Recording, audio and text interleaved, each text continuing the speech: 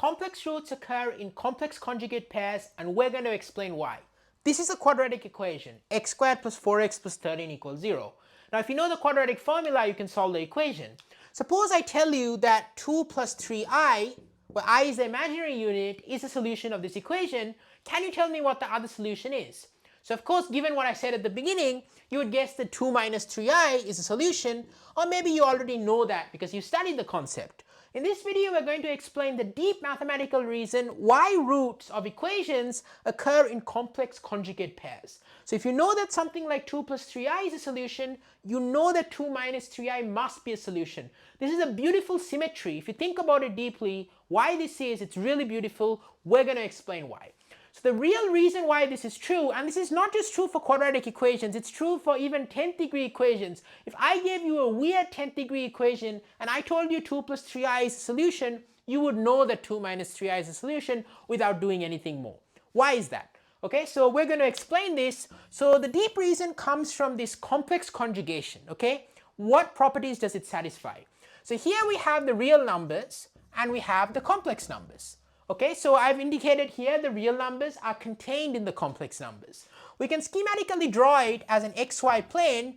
Here you can think of the x-axis as the real axis. So here we're going to write this is the real numbers.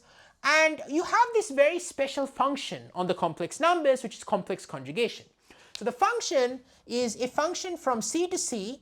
It maps a complex number to its conjugate. Okay, so a plus bi goes to a minus bi. Now what this is geometrically is if I draw a number like a plus bi here, its conjugate is going to be a minus bi, which is going to be the flip of this point with respect to the x-axis. So you're flipping it, it's like a mirror image, a plus bi, you're going to get a minus bi. Okay, and this is equal to the conjugate, so if this is z, this is going to be z conjugate. Now what is special about the complex conjugation, and we're going to get to equations very shortly, is that what are the numbers that are unchanged by complex conjugation? If you think about it geometrically, what are the complex numbers that when you reflect in the x-axis, you don't change the number? Well, it's going to have to be a number on the x-axis. Any number outside the x-axis is going to get flipped to some other different number. So the numbers that are unchanged by complex conjugation are just the real numbers. Now you could have told me that just by the formula as well, but this is a geometric picture that I like, that this formula that seems to be kind of random actually has a beautiful geometric interpretation. So here's what we're going to say. The numbers, okay, the complex numbers unchanged, okay, invariant. This is the real rigorous mathematical way of saying it. Invariant means unchanged. Invariant under complex conjugation are just the real numbers. Okay, so under complex conjugation, it's just all real numbers, which is R. Okay, so it's all numbers of the form a plus 0i. Okay, where a is a real number. So this is a mathematical notation, just all real numbers, all points with 0 y coordinate, if you like, that are on the x-axis in the complex plane. Now complex conjugation goes beyond just having this geometrical interpretation. It is so important because it also respects arithmetic. So what do I mean by that?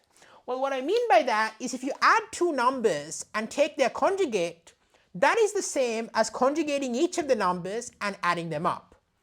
Similarly, if you take two numbers and multiply them and take their conjugate, and here of course we're talking about complex numbers, that's the same as conjugating each of the numbers and multiplying them. So complex conjugation respects arithmetic operations, and these are formulas you can check very rigorously. Okay, you can actually write out z equals a plus bi, w equals c plus di, and you can take the conjugate of the sum and the conjugate of the product and you can work it out that way.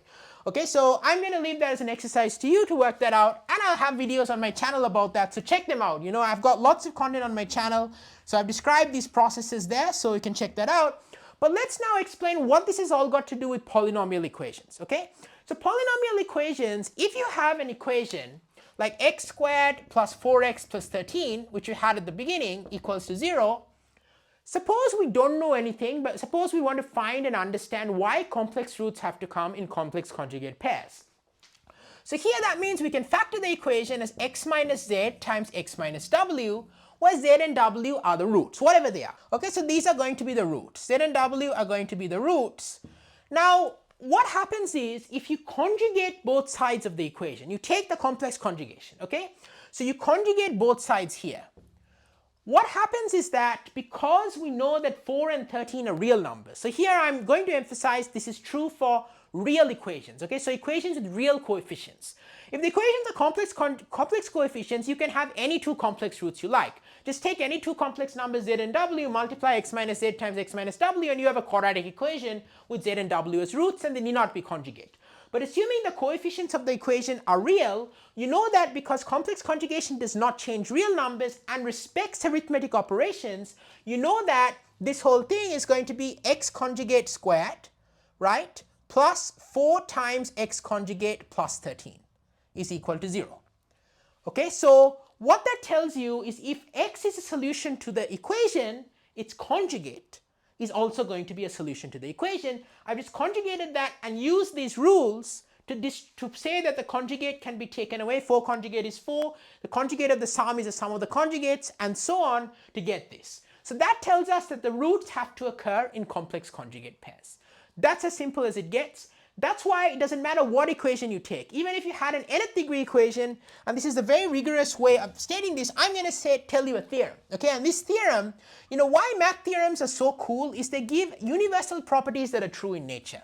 So it's not just that, we have this one equation, x squared plus 4x plus 13, but we can say this is true for all equations. And it's so beautiful that you can just do that. You don't have to say something different every time. You have these universal rules that you can keep in your mind. And so here's a theorem. And don't worry if it takes time to absorb these rules. It takes time for everyone, but you get used to them the more you use them. So the theorem is that let p of x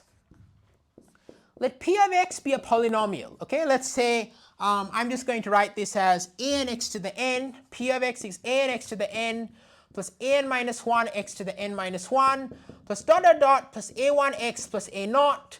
Let this be a real polynomial, okay? So be a polynomial with real coefficients, okay? A polynomial with real coefficients, that means all the AIs are real, okay? So real coefficients. Then what we're going to state, what does the theorem state? Is that the complex conjugate roots, or complex roots occur in complex conjugate pairs. So if p of z equals to 0, then p of z conjugate is also equal to 0. Okay, so that's going to be our theorem, and let's prove this rigorously. Let's look at what this proof is. Okay, so be very careful with this proof, just like we've said here. So let's kind of explain the proof as follows. So what we can do is we can simply conjugate both sides of the equation. Okay, so here's the proof. The proof is that if p of z is equal to 0, then we know that by conjugating both sides of the equation, we know that an z to the n, first of all, let's unpack what it means for p of z to be 0, plus an minus 1 z to the n minus 1 plus dot dot dot plus a1 z plus a naught is equal to 0. Now we can conjugate both sides of the equation. So therefore, we know that an z to the n conjugate all the way plus an minus 1 z to the n minus 1 plus dot dot dot plus a1 z plus a naught is equal to 0 conjugate. Now 0 conjugate is of course 0. Remember, any real number is invariant under conjugation, and because the complex conjugation respects arithmetic operations, you can therefore say the conjugate of the sum is the sum of the conjugates. Then you can say that an z to the n conjugate, so I'm going to in fact do this in steps just to really show you how this works. Dot dot dot plus a1 z conjugate plus a naught conjugate is going to equal to 0. So therefore you can now conjugate a and z to the n, and you get, using the fact that conjugation respects multiplication, you get a n conjugate times z conjugate power n plus dot dot dot plus a1 conjugate z conjugate plus a naught conjugate is equal to 0. And now you know that because all the AIs are real, which is a crucial hypothesis, the statement is not true if they are complex, you therefore know that p of z bar is going to equal to 0. And that is going to be the proof that z conjugate is a root.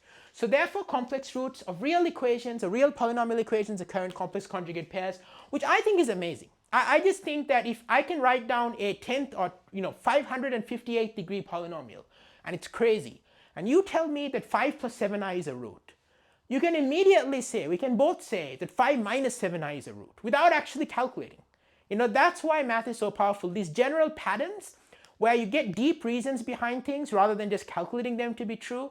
That's what makes it really fun and deep.